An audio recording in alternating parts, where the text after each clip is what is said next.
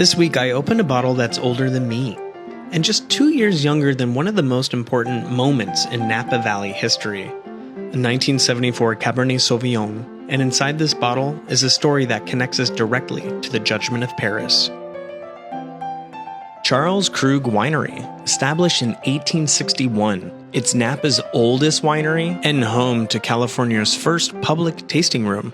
It's known for its historical significance, innovative winemaking practices, and it's committed to producing high-quality wines.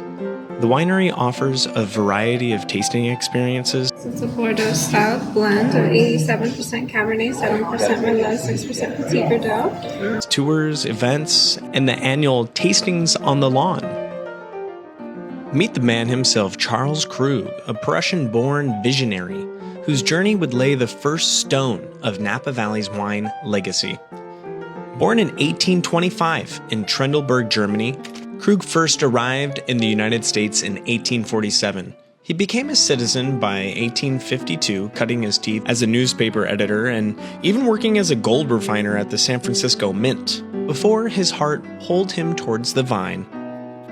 In 1851, he apprenticed with California's pioneering winemakers, Augustin Horace, known as the father of California viticulture, and also the founder of Sonoma's oldest winery, Buena Vista, learning the art of winemaking in its infancy here.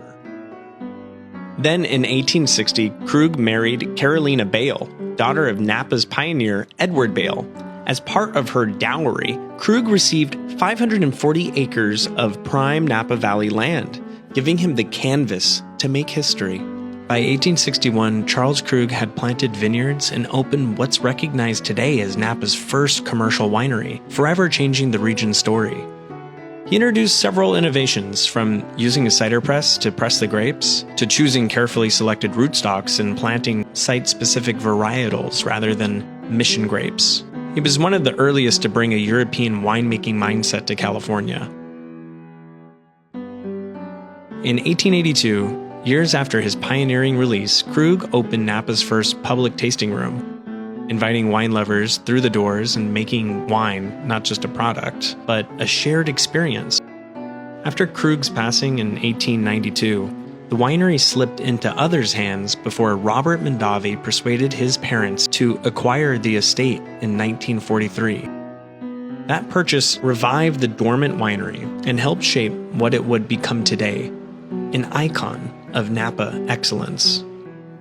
So this bottle specifically, if you notice, obviously 1974, oops, that knocked my water over, our Cabernet Sauvignon. So this is the first wine that my family started making in 1944, was this bottle of wine, right? Nope, this and one. I have a bottle on display that I'll show you guys here in a few minutes. So cool. But specifically, this red stripe here, so some people, a lot of collectors, oh yeah, I have a number of bottles of your red stripe cab or something like that, but that's specifically referring to this wine, which is our vintage selection Cabernet. Now, this vintage is the only vintage out of the 80 plus years that we've been here that we actually did two bottlings, I should say, of this wine.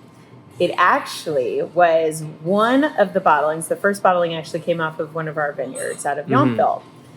This one, the F, actually stands for Fay Vineyards from Stag's Leap.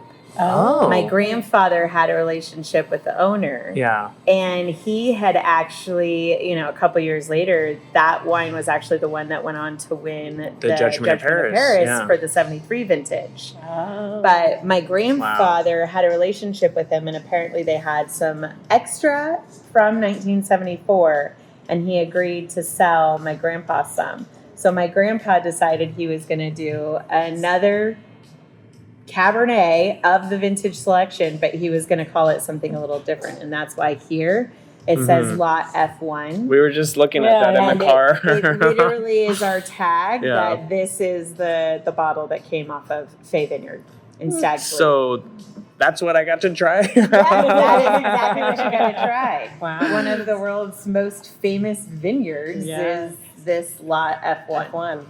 From political dissident to Napa pioneer, Charles Krug's legacy began with a dowry and grew into the foundation of one of California's most storied wine estates. Italian woman was cooking. Yes. She did a lot of cooking. We actually have a poster of her up here on the right. That's my great grandmother Rosa. But she was often. I mean, I still talk to people today that they came to the winery, and she would just invite them over. We've walked through the legacy of Charles Krug, Napa Valley's first winery, and this is just the beginning. If you enjoyed this glimpse into wine history, please subscribe, leave a like, and follow me as we uncover more stories from Napa and Sonoma's remarkable past.